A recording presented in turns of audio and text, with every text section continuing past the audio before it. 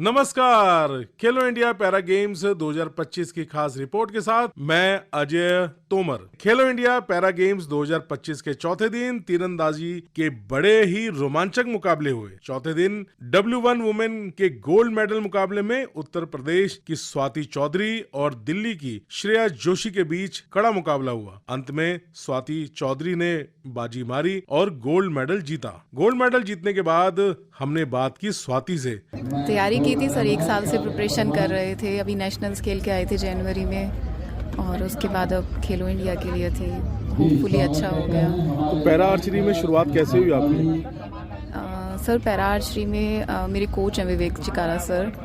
उन्होंने देखा मुझे कहीं फंक्शन में, तो उन्होंने बोला मुझे कि मेरे को एक्चुअली 8 इयर्स हो चुके हैं ऐसे इस कंडीशन में। तो उन्होंने मुझे बोला कि आपके कंडीशन में भी लोग पैरा गेम्स खेलते हैं, उसमें पैरा आर्चरी में आपके लिए स्कोप है। तो उन्होंने मोटिवेट किया, फिर यहाँ पे आए, धीरे धीरे प्रैक्टिस करके यहाँ तक पहुँचे हैं। उनका सपोर्ट रहा है थ्रू आउट। किस तरह की शुरुआत में चुनौतियाँ थी, किस तरह की समस्याएं थी जो आपने पार पाकर आज स्वर्ण पदक जीता? सर बहुत ज़्यादा, वो भी नहीं उठता था, हाथ से बैंड हो जाते थे, बहुत चीज़ें होती थी, शोल्डर्स में स्ट्रेंथ नहीं थी वो।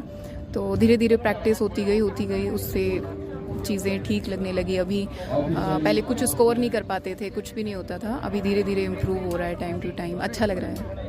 स्वाति, कहाँ पे प्रैक्टिस करते हैं आप? और जैसे आपने बताया कि सर ने आपको मोटिवेट किया, तो शुरुआत में जब आप खेलने गए, देखा आपने, तो उस समय किस तरह का मन में विचार आया कि क्या करना चाहते हैं? सर पहले तो देख के लगा था कि मैं नहीं कर सकती ये, क्योंकि मुझे लगता था कि वो इतना चीज़ें बहुत ज़्यादा स्ट्रेंथ चाहिए होती है, पावर चाहिए होती है। बट उन्होंने बोला सर ने कि आपसे भी ज़्यादा और कंडीशन में भी लॉक करते हैं। तो धीरे धीरे कोशिश की और होता चला गया। अभी मैं प्रैक्टिस तो मेरठ में करती हूँ, वैसे साई में जाती हूँ प्रैक्टिस करने के लिए, बट मेरठ में रहती हूँ तो रेगुलर वहीं पे करती हूँ, चौधरी चरण सिंह यूनिवर्सिटी में। घर से कैसा सपोर्ट मिला?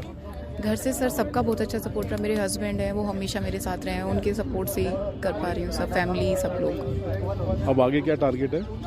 आगे सर अभी एशियन चैंपियनशिप आएंगे, आगे जो भी गेम्स आते हैं उनके लिए है अपना करने का, इंडिया के लिए मेडल लेके आने का। इसके बाद छत्तीसगढ़ के तोमन कुमार और राजस्थान के श्याम सुंदर स्वामी के बीच कंपाउंड मैन में गोल्ड मेडल के लिए मुकाबला हुआ। इस बेहद रोमांचक मुकाबले में राजस्थान के श्याम सुंदर स्वामी ने पिछड़ने के बाद जीत दर्ज की। जीत के बाद हमने उनसे बात की। अब मैं ऐसे थाम के आया था राजस्थान से कि भाई मेरे को राजस्थान को गोल्ड दिलाना है। थोड़ा ओवर ने मेरे को वीक किया था, बाकी मैंने कवर किया। सभी का आशीर्वाद राजस्थान का पूरा का रहा मेरे साथ, तो आज मैं राजस्थान को गोल्ड मेडल देने में कामयाब हुआ। श्याम जी, आपने जिस तरह से आज आर्चरी की है, दूर से देख के पता लग रहा था कि बहुत एक्सपीरियंस है, आपको पता था कि मैंने क्या करना है। अगर कुछ अड़चन भी आई हवा की वजह से, ये जो मेंटल टफनेस आपने दिखाई, इसके लिए आप क्या करते हैं? किस तरह से आप इतने स्ट्रांग बने? देखिए, नए नए खिलाड़ी आ रहे हैं। कोई बोलता है कि भाई सीनियर को फर्क नहीं पड़ता, सीनियर घबराता नहीं है। नो डाउट हम घबराते हैं, ऐसा नहीं लगे कि यार जूनियर हमसे आगे जाए।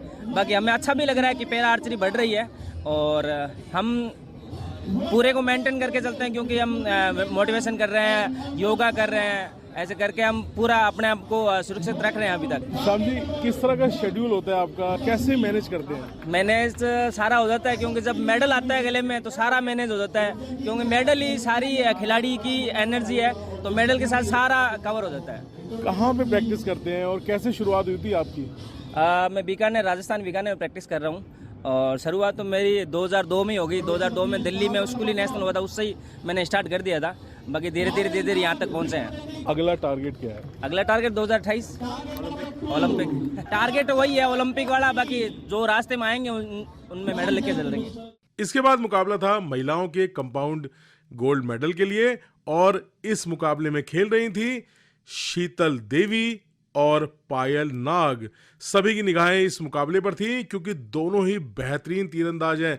शीतल देवी ने तो पैरालंपिक्स 2024 में भारत के लिए पदक भी जीता है और बहुत बड़ी तीरंदाज मानी जाती हैं, लेकिन उनका सामना था पायल नाग से। पायल नाग ने जहां सभी को चौंकाते हुए सभी का दिल जीता, बहुत ही बेहतरीन तीरंदाजी की, और वहीं शीतल देवी ने अपने अनुभव का लाभ उठाते हुए स्वर्ण पदक अपने नाम किया। स्वर्ण पदक जीतने के बाद हमने बात की शीतल से। फाइनल का मैच तो बहुत ही अच्छा रहा, दोनों ने बहुत ही अच्छा मारा है और बहुत अच्छा रहा आज का दिन। जिस तरह से आज शुरुआत हुई थी तो कॉम्पिटिटर कैसा लगा कि बहुत टफ था, लेकिन आपको था कि नहीं मैं जीत जाऊंगी?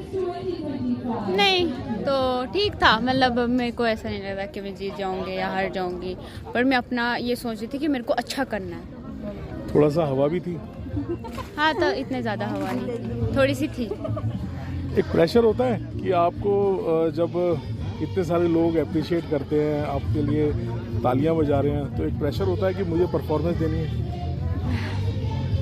नहीं, मैं तो तब ये सोच रही थी कि अपना अगर अच्छा करूं, अगर अच्छा करके हार जाऊं तो मेरे को इतना नहीं दुख लगेगा, बट मैं हर बार यही सोचती हूँ कि मेरे को अपना बेस्ट करना है, अच्छा करना है। इतने सारे लोग देखते हैं तो मैं अपना अच्छा करना है। आपने देश के लिए पैरालंपिक्स में पदक जीता, आपको सारा देश बहुत मान सम्मान देता है। अब आगे क्या आपके टारगेट्स हैं, क्या अचीव करना है? और मेरे अगले टारगेट्स है, अभी वर्ल्ड रैंकिंग टूर्नामेंट्स हो रहा है, उसके लिए अभी अगला तैयारी करें। सबको यही कहना चाहूँगी कि बच्चों को कि वो आगे गेम में आए और खेले और अपने देश के लिए मेडल जीते, ज़्यादा से ज़्यादा खेले। भारत को कई पैरालंपिक्स पदक दिलाने वाले माता वैष्णो देवी श्राइन बोर्ड तीरंदाजी एकेडमी के कोच कुलदीप वेदवान से हमने पूछा कैसे तैयार होते हैं तीरंदाज, तो उन्होंने क्या कहा, आइए सुनते हैं।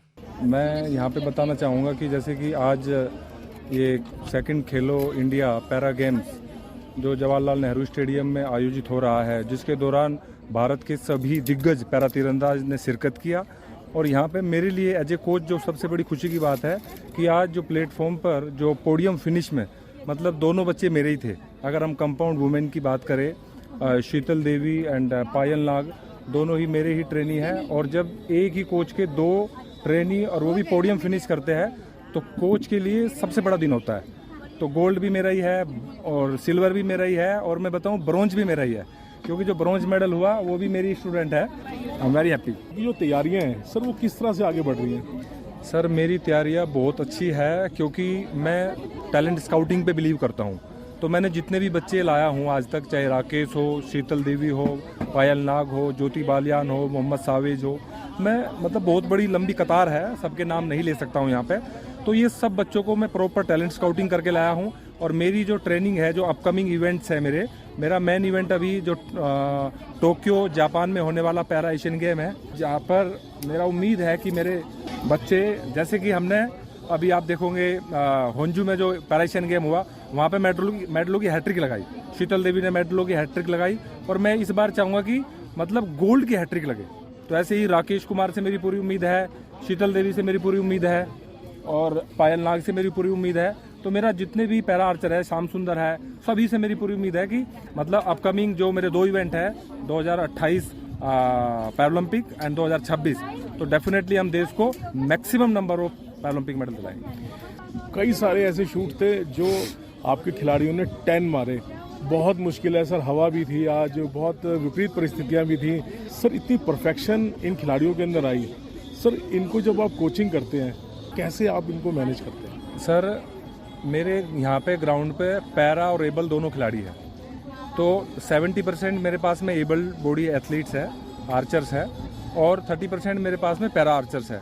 तो मैं कभी भी ऐसे ट्रीट नहीं करता कि मतलब people are thinking for para archer and para athletes बेचारा, आई कैन नॉट इवन मैं शो करता हूँ उनको या बताता हूँ, मैं उनको बोलता हूँ कि you are able then able.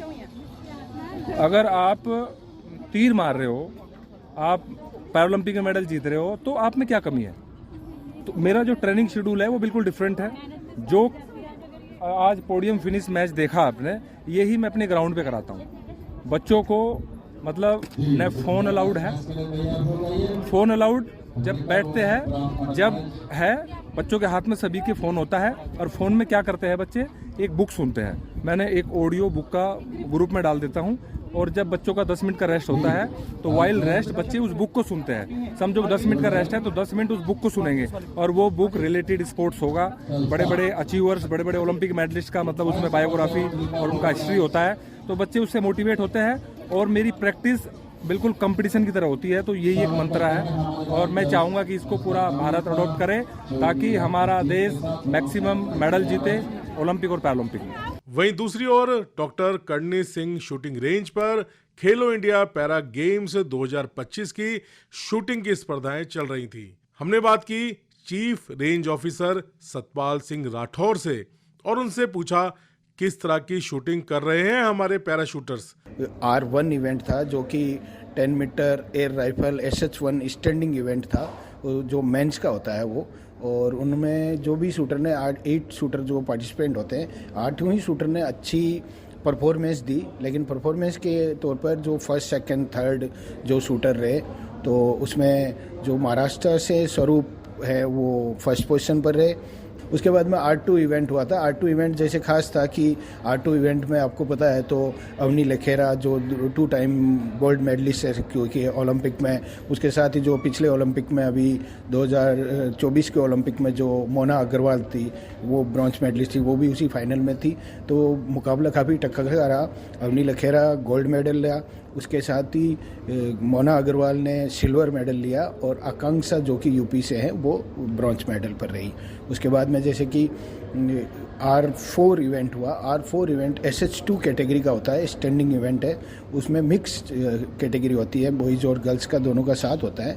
उसमें भी काफ़ी अच्छा मुकाबला रहा जिसमें हरियाणा की सिमरन शर्मा ने गोल्ड मेडल लिया और यूपी की खुशबू ने सिल्वर मेडल लिया और उसके साथ ही रोहिला करके शूटर है उन्होंने ब्रॉन्ज मेडल लिया। आप तो चीफ रेंज ऑफिसर हैं और सभी खिलाड़ियों के खेल को बड़े नज़दीक से देखते हैं। शूटिंग तो माना जाता है कि एक बड़ा मेंटल टफनेस का खेल है, फिजिकल फिटनेस तो चाहिए ही चाहिए, मेंटली भी इस शूटर को बहुत स्ट्रांग होना पड़ता है। तो सर कैसे ये खिलाड़ी इतने स्ट्रांग बनते हैं? सर इसके लिए ये है कि शूटिंग में सबसे ज़्यादा फिजिकली फिटनेस के साथ साथ मेंटली भी स्ट्रॉन्ग होना बहुत ज़रूरी है। तो अलग अलग फील्ड में जैसे कि अभी अपने इंडिया में बात करें तो कोचेज हैं, इनके लिए जो फिजियोथेरेपी के जो डॉक्टर्स हैं वो इनको फिटनेस और इसको मेंटल ट्रेनिंग और इसको टाइम टू टाइम इनकी क्लासेस वगैरह लेके और इनको उस लेवल पर लाने के लिए इनके पीछे रात दिन मेहनत करते हैं। तो फिजिकली और मेंटली इनको फिट रखने की कोशिश की जाती है और शूटर भी काफ़ी सपोर्ट करते हैं। फिजिकली डिसेबल होने के बाद में भी ये अपनी फिजिकल फिटनेस, डाइट और मेंटली प्रिपेयर रहने के लिए तैयार रहते हैं हमेशा। खेलो इंडिया से एक जागृति आ गई है पैरा खेलों में, तो सर अब जैसे पिछले साल और इस साल में कुछ फ़र्क आपको लग रहा है कि पहले से शूटर बड़े हैं, क्वालिटी ऑफ शूटिंग बढ़ी है, उनका जो खेलने का तरीका है या उनकी जो टेक्निक है उनमें बड़ा सुधार हुआ है? हाँ, वो तो हर साल यानी कि नए शूटर यानी कि पैरा में जुड़ते जा रहे हैं और जैसे कि ओलंपिक में जिस प्रकार पैरा के खिलाड़ी अपना दमखम दिखा रहे हैं तो काफ़ी लोग इनके प्रति जो जागरूकता रखे और इसके साथ जुड़ना चाहते हैं और हर साल इवेंट में स्कोर से लेके और कंपटीशन एक लेवल का स्तर बढ़ता ही जाता है उसमें। R2 इवेंट में गोल्ड मेडल जीता अवनी लेखड़ा ने। हमने अवनी से बात की और उनसे पूछा कितना मुश्किल था खेलो इंडिया पैरा गेम्स 2025 में गोल्ड मेडल जीतना। काफ़ी अच्छा था। मेरा पहला खेलो इंडिया गेम्स था और इस साल का पहला मेडल है ये, तो I am just very happy. आपने तो बहुत बड़े बड़े मंचों पर भारत के लिए पदक जीते हैं, जब आप यहाँ खेल रहे थे तो जो कंपटीशन का लेवल था वो कैसा था? काफ़ी अच्छा था, पहले से काफ़ी बेटर हो रहा है। पैरा शूटिंग इंडिया में काफ़ी ग्रो कर रहा है, तो धीरे धीरे और अच्छे एथलीट्स आ रहे हैं, यंग जूनियर एथलीट्स आ रहे हैं। काफ़ी अच्छा है बिकॉज जब मैंने शुरू करा था तब इतना ज़्यादा अवेयरनेस नहीं थी पैरा स्पोर्ट्स को लेकर, बट आफ्टर टोक्यो पैरालंपिक्स काफ़ी एक वेव शुरू हुई थी शूटिंग में भी, बाकी गेम्स में भी। और अभी पेरिस में देखने को मिला कि वो कितना ग्रो करा है और पेरिस के बाद में भी मैं देख रही हूँ कि काफ़ी ज़्यादा इन टर्म्स ऑफ एथलीट्स काफ़ी ग्रोथ हो रही है। सब चीज़ें चेंज हो रही है। मैं देख रही हूँ कि काफ़ी रेंजेस जो हैं व्हीलचेयर एक्सेसिबल हो रही हैं। मैं तो यही चाहूँगी कि जितनी भी स्पोर्ट्स फैसिलिटीज़ जो भी बने वो सब व्हीलचेयर एक्सेसिबल बने और बाकी एक्सेसिबिलिटी को ध्यान में रखकर बनाई जाए बाकी एथलीट्स के लिए। और इसी के मतलब ऐसा भी नहीं कि not in terms of infrastructure पर अदर थिंग्स भी जितना ज़्यादा इंक्लूसिव होगी उतना बेटर होगा। पैरा खेलों में खासतौर से खेलो इंडिया जब से शुरू हुआ है, एथलीट्स की संख्या बढ़ी है, क्वालिटी ऑफ प्लेइंग भी बढ़ी है, जिस तरह से खिलाड़ियों की टेक्निक है उनमें भी काफ़ी सुधार आया है। तो ये जो एक जागृति समाज में भी आ रही है, इसे आप कैसे देखते हैं? It's a positive change of course because पहले इतना ज़्यादा सपोर्टिव नहीं होता था एनवायरनमेंट पैरा स्पोर्ट्स को लेकर, बट मैं देखती हूँ कि सभी इनफैक्ट हर जगह से छोटी जगह बड़ी जगह सिटी विलेजेस सबसे बहुत ज़्यादा एथलीट्स पार्टिसिपेट कर रहे हैं। उनकी फैमिली का सपोर्ट है, गवर्नमेंट का सपोर्ट है, तो इस सपोर्ट से हम बहुत ज़्यादा एथलीट्स देख पाएंगे इन फ्यूचर। अवनी, आज आप आकाशवाणी पर हैं, देश के कोने कोने में लोग आपको सुन रहे हैं, लाखों लोग आपको इस समय सुन रहे होंगे, क्या संदेश देना चाहेंगे? मैं सबको यही कहना चाहूँगी कि let's try to make India more inclusive and more aware about person with disabilities and para sports and in general आप जो भी कर रहे हैं आप just enjoy whatever you are doing. Power lifting स्पर्धाओं में महिलाओं की 41 किलोग्राम भार वर्ग के मुकाबलों में स्वर्ण पदक जीता गुजरात की नयना रबारी ने। स्वर्ण पदक जीतने के बाद उन्होंने बताया कि वो सोचकर आई थी कि स्वर्ण ही जीतना है। सर तैयारी तो पूरी गोल्ड के लिए थी मेरी और आई अचीव इट। तो आपने शुरुआत कैसे की पावर लिफ्टिंग की? सर मैंने शुरुआत 5 साल पहले की थी और मेरे कोच ने मुझे देखा था 20 केजी के रोड से ओनली, तो उनको लगा कि है कुछ कर पाएगी, तो उन्होंने हाथ रखा, मैं यहाँ आ गई। कहाँ पे प्रैक्टिस करते हैं, कौन है आपके कोच साहब? सर मैं अहमदाबाद में प्रैक्टिस करती हूँ और हरीश वर्मा मेरे कोच हैं। आपने खेलो इंडिया पैरा गेम्स में स्वर्ण पदक जीता है, आगे क्या टारगेट है? आगे इंटरनेशनल जाने का। इंटरनेशनल में स्वर्ण पदक जीतना है या पदक जीतना है तो कितना आपको अभी और रास्ता तय करना पड़ेगा? सर मैं अपना 100% दूंगी, आगे गॉड का ब्लेसिंग, कोच का साथ और आप सबके आशीर्वाद है। मैंने देखा आपने बहुत आखिरी लिफ्ट जो थी उसमें बहुत मेंटली टफ होके आपने की, क्योंकि थोड़ी टाइट लिफ्ट थी, लेकिन आपने उसको पूरा किया। बहुत टफ फाइट थी आपकी, लेकिन आपने आखिरी में अपनी लिफ्ट को पूरा किया और स्वर्ण पदक जीता। ये जो मेंटल टफनेस आती है, इसके लिए क्या करते हैं? सच बताऊं, कोच का डर रहता है थोड़ा सा, क्योंकि वो बोला था गोल्ड के बिना आना नहीं तेरे को। लास्ट टाइम में थोड़ा मिस हो गया था, गोल्ड मेरा ब्रॉन्ज आ गया था, तो जैसे ही लिफ्ट खत्म होने के बाद कोच ने बहुत डांटा था बाहर, तो इस बार पहले से मैंने कोच को बोला कि डांटना मत, मैं मेरा 100% दूंगी, तो इस बार आई डू इट। आपके एक्सरसाइज शेड्यूल्स क्या रहते हैं? एक्सरसाइज शेड्यूल सुबह मॉर्निंग में हो जाता है मेरा, सुबह उठते ही पहले ब्रेकफास्ट के बाद सर के साथ कोचिंग 2 घंटे, फिर उसके बाद मेरा प्राइवेट जॉब है, थोड़ा सा जॉब करती हूँ, करना है इसीलिए हो जाता है। बस उड़ने की इच्छा रखो, सब हो जाता है, ईश्वर सबके साथ होता है, सब हो जाता है। वहीं दूसरी ओर हमारे सहयोगी मोहम्मद शाहिद आजमी ने बात की ठाकुर राम सिंह से, जो लॉन्ग जंप के सिल्वर मेडलिस्ट हैं। मेरी कैटेगरी 37 है और मेरा अगली बार चूक गया, मैं ये दूसरे नंबर पर रहा। बाद में मेरे जो चेन्नई में हुई थी ना, उधर फर्स्ट था, उधर मेरे 5-15 लगाई थी, इधर मैं चूक गया हूँ, कोई बात।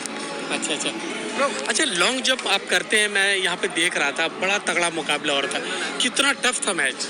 तो टफ तो ऐसा ही नहीं है, ज़्यादा 5.5 तक तो जाते हैं, बाद में नहीं कोई जाता है। हम कर रहे हैं एशियन की तैयारी अगली बार।